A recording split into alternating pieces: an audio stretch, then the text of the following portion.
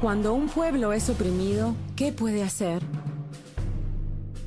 Ferdinand Marcos, Augusto Pinochet,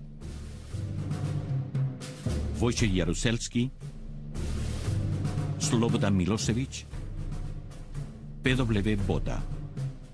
Dictadores poderosos y despiadados, con una cosa en común. Su poder fue destruido por una resistencia civil no violenta. ¿Cómo gobernantes tan poderosos son derrocados? Ocurre cuando la gente se une para resistir el poder de la represión. En Filipinas lo llamaron poder popular. Comúnmente se llama resistencia civil. Es un arma no violenta que la gente corriente puede usar contra los gobernantes represivos. Para la resistencia civil hace falta mucha gente, pero no se trata solo de cantidad. El problema es que las acciones no violentas no reconocen la necesidad de tener una disciplina férrea, entrenamiento, estrategias, planificación, reclutamiento y hacer todo lo que un movimiento requiere. Esto no ocurre espontáneamente, debe hacerse en forma sistemática. ¿Cómo comienza? Cuando la situación se torna intolerable, la gente se organiza. A veces, los dirigentes sindicales dan el primer paso, o los grupos de derechos humanos, o las organizaciones religiosas, o todos trabajando juntos. En la lucha, lo principal es llamar la atención. Luchar en un rincón donde nadie te presta atención es un esfuerzo inútil. Si luchas, debes atraer toda la atención que puedas a tu causa. Al principio, los grandes problemas son la apatía y el miedo, y la impresión de que el adversario es invencible. En Chile, a la oposición pro democracia le tomó 10 años superar estos obstáculos. De acuerdo. Entonces, ¿cómo organizo las protestas? La protesta pública puede ser muy efectiva, pero es una pequeña parte de la resistencia civil. Solo una entre cientos de tácticas. Las marchas y protestas pueden ser un error si no estás preparado. La policía y fuerzas del orden pueden fácilmente dispersar una acción pública. Cientos de personas, incluso miles, en la calle no son una amenaza para el poder autoritario. Pero una protesta callejera te pone a ti y a los que te apoyan en riesgo. Si no has organizado un movimiento de verdad masivo, podría parecer que eres inefectivo o insensato. Si las protestas masivas no, ¿entonces qué? Debes decidir. Las opciones son casi ilimitadas. Conversas, debates y planificas. ¿Qué hacer? ¿Cuándo y por qué? Desarrolla una estrategia que lo una todo. Calcula tus riesgos. Los paros y boicots pueden ser acciones poderosas que involucran a muchas personas y sin exponerlas al gas lacrimógeno, golpizas y arrestos. La situación permitió que la comunidad entera participara en el movimiento. Todos pueden participar. Los niños pueden participar, las mujeres, los hombres, gente joven, gente vieja. Todos pueden tomar parte en esta labor. En Sudáfrica, activistas anti-apartheid boicotearon a los negocios de los blancos. Decenas de miles de clientes se negaron a comprar en las principales zonas de comercio. No violaron ninguna ley. No se arriesgaron a recibir golpizas. Pero al dejar de comprar, los empresarios blancos prestaron atención a sus demandas y se convirtieron en sus aliados exigiendo cambios. No tenemos un líder carismático. No necesitas un líder carismático. Solo unos pocos movimientos de resistencia civil han contado con líderes como Gandhi o Martin Luther King. No hubo tal líder en Chile ni en Serbia, tampoco en decenas de otras acciones similares de no violencia exitosas. Y si un movimiento se identifica demasiado estrechamente con un solo líder muy conocido y ese líder es arrestado, el movimiento podría paralizarse. En cuanto a la policía, su modus operandi fue que primero trata de decapitar el movimiento atacando al líder. Pero nosotros nos adelantamos a eso, creando varios niveles de liderazgo. Cuando los líderes están dispersos a través de un movimiento, sus nombres muchas veces desconocidos, es imposible arrestarlos a todos. El movimiento continúa incluso cuando son eliminados los principales líderes. Esto no funcionará en mi país. Puedes tener razón. Una estrategia no violenta podría no tener éxito contra todo oponente. Mucha gente duda que pueda funcionar contra los oponentes realmente brutales o autoritarios. Pero el movimiento Solidaridad en Polonia tuvo éxito mientras se encontraban apostados ahí 70.000 soldados soviéticos. La junta militar de Pinochet fue derrotada. En Sudáfrica, la acción masiva apoyada por la presión internacional obligó al régimen del apartheid, uno de los más brutales, a negociar. La resistencia civil ha tenido éxito en muchas situaciones que parecían casos perdidos. De hecho, fue la organización masiva la que provocó el cambio en Sudáfrica. Fue la organización masiva finalmente que presionó al Estado para implementar cambios y condujo al punto muerto, el impasse, donde el Estado ya no fue capaz de responder. ¿Qué pasa si mi adversario usa la violencia? Debes anticipar el uso de violencia. Tu adversario no se rendirá mientras controle la policía y las fuerzas de orden.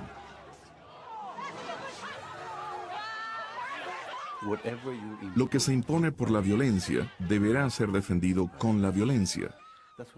Por eso pensamos que la violencia es el recurso de los débiles porque no tienen argumentos, no tienen autoridad moral. Por lo tanto, lo que se logra por la violencia deberá ser defendido con la violencia.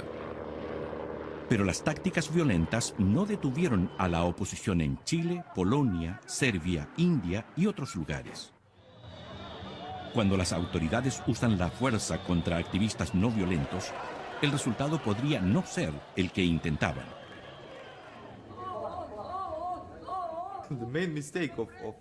El principal error cometido por el régimen fue que amplió el círculo de los reprimidos. Por eso fue contraproducente esta represión. Porque fue como la tercera ley de acción y reacción de Newton. Cuando se aumenta el nivel de represión, la resistencia también aumenta. ¿Y si no logro persuadir a mi adversario? En la resistencia civil no se trata de la persuasión. No estás apelando a la conciencia de tu adversario. Tu objetivo es aumentar el costo de la represión a tal punto que se torna insostenible. Una manera es imponer costos económicos. O puedes tratar de interrumpir la vida cotidiana para demostrar que las autoridades han perdido el control. Cuando un pueblo pierde el respeto por sus gobernantes, la desobediencia y la resistencia se tornan más fáciles. La burla y el humor pueden ser efectivos, haciendo parecer al régimen ridículo e incompetente.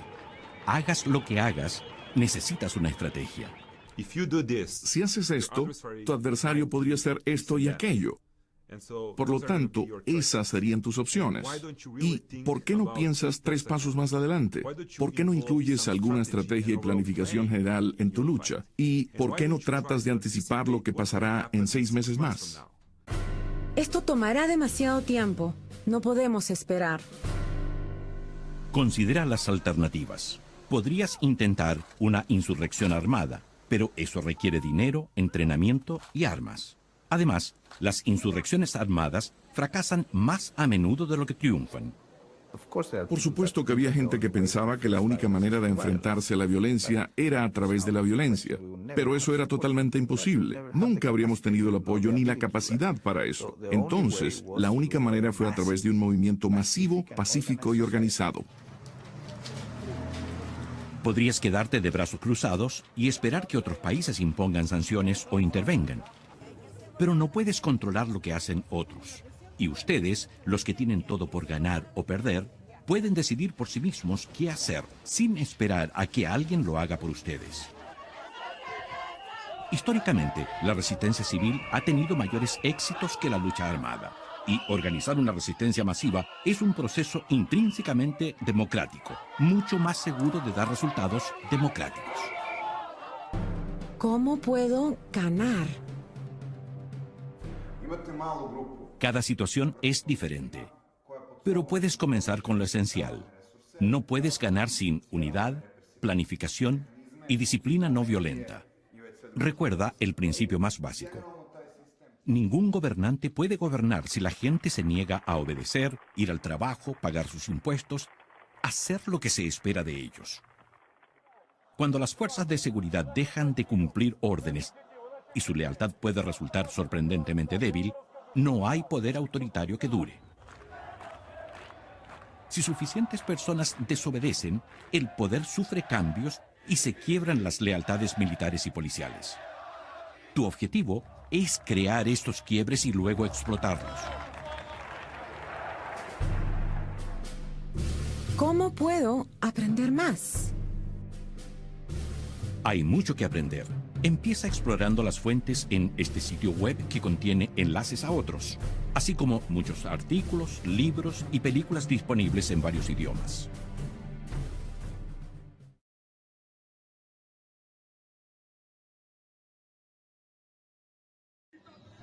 Para que vean cómo hacen la toma cerrada como siempre. Aquí les muestro cómo está la avenida Bolívar en este momento. No llenan todos los canales hasta atrás. Vean.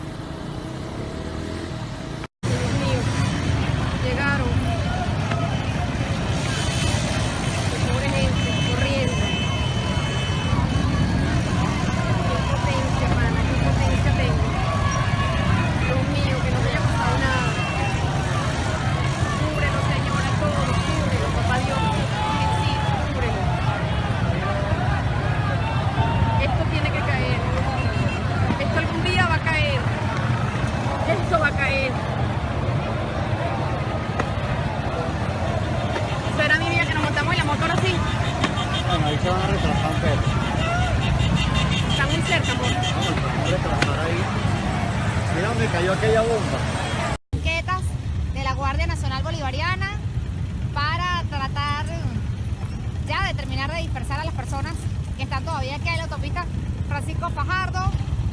Algunas ya han corrido hacia Altamira, sigue la estampida de las personas, avanzan las tanquetas de la Guardia Nacional Bolivariana.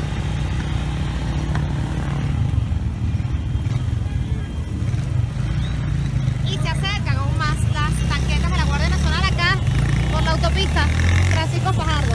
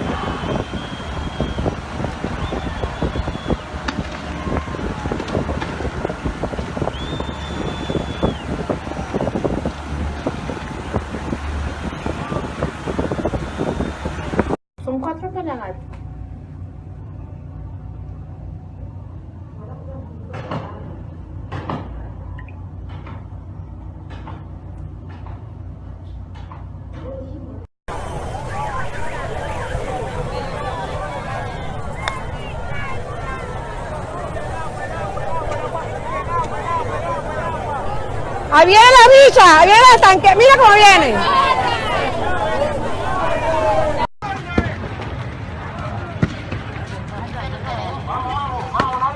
Nadie se queda atrás.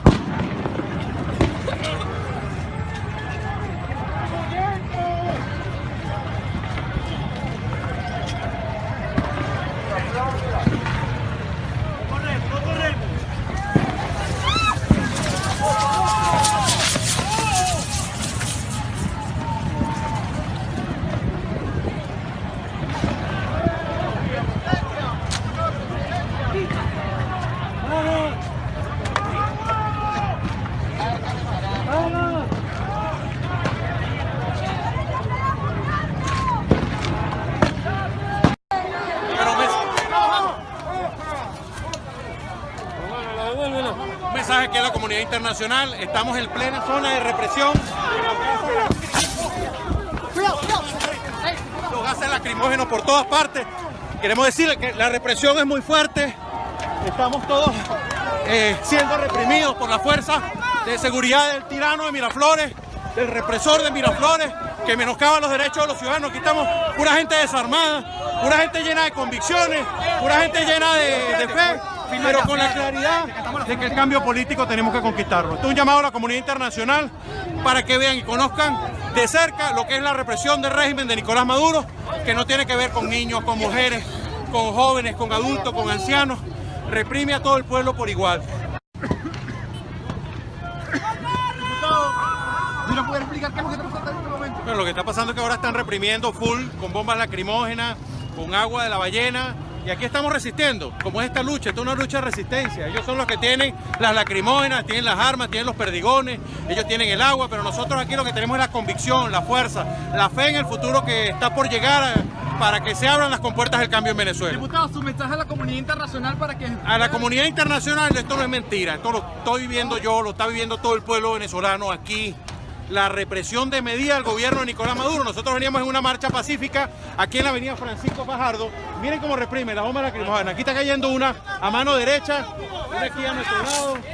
Aquí están cayendo bombas lacrimógenas a cada momento, que evidentemente pueden impedir nuestra visión corta, pero nuestra visión periférica al futuro es larga, es clara, y es la libertad de Venezuela que vamos a conquistar con la gente en la calle, con la comunidad internacional y con la Asamblea Nacional de seguir adelante. Así que nadie va a voltear ni a menoscabar nuestras convicciones, que van a seguir al frente, y seguiremos alzando nuestra voz por el bien de Venezuela y por el bien del cambio político.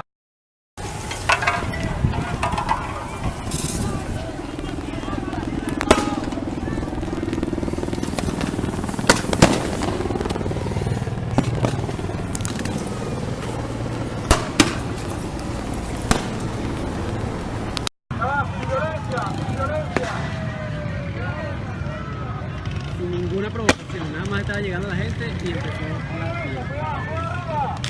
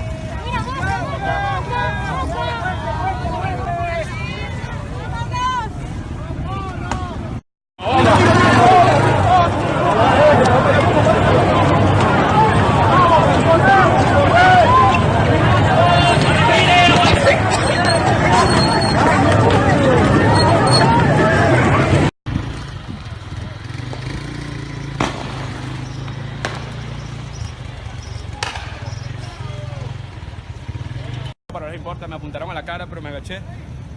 Aquí recibí el impacto. ¿Su favorita ahí? Hace segundos. ¿Pasa algo como eso? Primera vez. Cada vez es peor. Debe ser que tienen miedo. Porque si no, nos estuvieran reprimiendo de esta manera. ¿Vas a seguir viniendo a las protestas? Siempre. Adelante, hermano, para adelante, fuerza. ¿Qué opinas de eso? Dale. Nosotros queremos denunciar no solamente la fuerte represión, sino vean esto que está ocurriendo. Nos están lanzando metras, aquí está, mire, pegó de aquí a un muchacho que estaba al lado mío, le dieron en la cabeza, a otro muchacho le dieron en la boca, le sacaron un diente y otra señora también, le están disparando metras, que lo sepa Venezuela y que lo sepa el mundo. Esto nos están disparando. Metras aquí, no solamente son bombas y perdigones, ahora es metras y vean la fuerte represión. Ella está, esto es, así está Maduro, arremetiendo. Son las 2 de la tarde, estamos en la autopista Francisco Fajardo, acaban de reprimir brutalmente la manifestación desarmada y pacífica, los jóvenes estaban en primera fila. Santiago, hay 2 jóvenes heridos. Tenemos 2 estudiantes de la Universidad Católica Andrés Bello heridos, Jesús Martínez por perdigones en la pierna y Alfredo Ríos por una bomba lacrimógena que le pegó en la cabeza. Vamos y seguimos en la calle, pero la represión es brutal. Aquí vienen nuevamente, a esta hora están avanzando con las bombas lacrimógenas contra nosotros. Sí, mientras se esperan declaraciones del alcalde Ramón Muchacho para que dé detalles de la muerte del joven de 20 años de edad, siguen llegando heridos a Salud Chacao.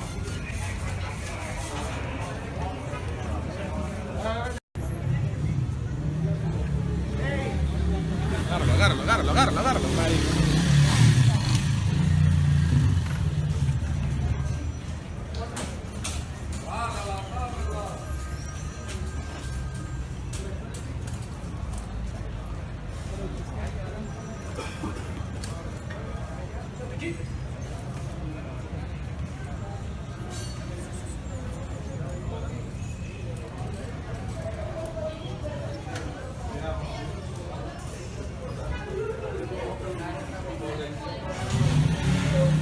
Hace un mes comenzaron las manifestaciones en Venezuela por libertades fundamentales, elecciones y soluciones para la crisis económica del país.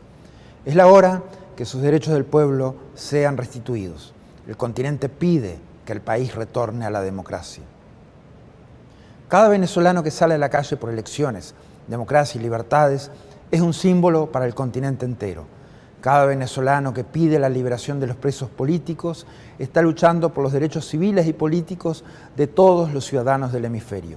Cada venezolano que clama por una solución de la crisis humanitaria de su país está exigiendo justicia para todos. Exigen que el gobierno reconozca sus derechos y nos están recordando a todos lo que significa perderlos. En este mes, la represión contra los venezolanos ha sido sangrienta y de una indigna cobardía. No hay peor violencia que la que surge en las instituciones, que deberían proteger los derechos de la gente y no agredirlos o encarcelarlos, que olvidan que están para resolver la pobreza que sufre el pueblo y no para exacerbarla con medidas que victimizan a los más pobres, los que no tienen alimentos ni acceso a la salud. Hoy hay sangre en las calles de Venezuela. Todo esto se podría haber evitado con elecciones, específicamente el referéndum revocatorio en el 2016, con separación de poderes, con la liberación de los presos políticos, con la apertura de un canal humanitario. A raíz de la decisión del Consejo Permanente de la OEA de aprobar una reunión de consulta de ministros de Relaciones Exteriores, el gobierno que ejerce el poder hoy en Venezuela decidió iniciar el procedimiento para el retiro de la OEA. Es un caso sin precedente que un país opte por el abandono del sistema interamericano en lugar de asumir sus responsabilidades y obligaciones conforme al mismo. La salida del sistema no es la solución, especialmente cuando las demandas tienen que ver con principios básicos de funcionamiento democrático y con las demandas que su propio pueblo realiza. El cumplimiento de la Carta Democrática Interamericana sí es la solución, un cumplimiento constitucional, además en el caso de Venezuela. El hecho de haber presentado una nota para retirarse de la OEA no le da una carta blanca al régimen para consolidarse como dictadura. Tanto los países como el secretario general velarán por que ello no suceda. La Carta Democrática además debe ser la hoja de ruta de cualquier mediación, porque es su cumplimiento lo que le devuelve la soberanía a la ciudadanía. Los mediadores en ningún tipo de crisis pueden estar ajenos al sentir de la gente, a los derechos del pueblo, porque si no, solamente se transforman en herramientas de la opresión. Ninguna mediación debería conducirse sin apegarse al respeto a los elementos esenciales y componentes fundamentales de la democracia. Los abordajes ideológicos no funcionan para una crisis de principios y valores. Las viejas fórmulas de viejos represores no son más que un instrumento de legitimación de la opresión. Recurrir al discurso intervencionista de la Guerra Fría para justificar una represión que costó 29 vidas es un peligro para la democracia y los derechos humanos en el continente. Esta OEA es solo un instrumento de paz, democracia y derechos humanos. Adherir a esos principios implica también adherir a los demás principios de la organización, como la no intervención, autodeterminación y no injerencia, pues los mismos constituyen un todo orgánico e indisoluble. La OEA no es hoy parte del problema de Venezuela. Por el contrario, el cumplimiento de la Constitución y la Carta Democrática Interamericana es en realidad la solución. No se puede hablar de soberanía sin la participación del pueblo. No se puede hablar de independencia si no es el pueblo quien la construye.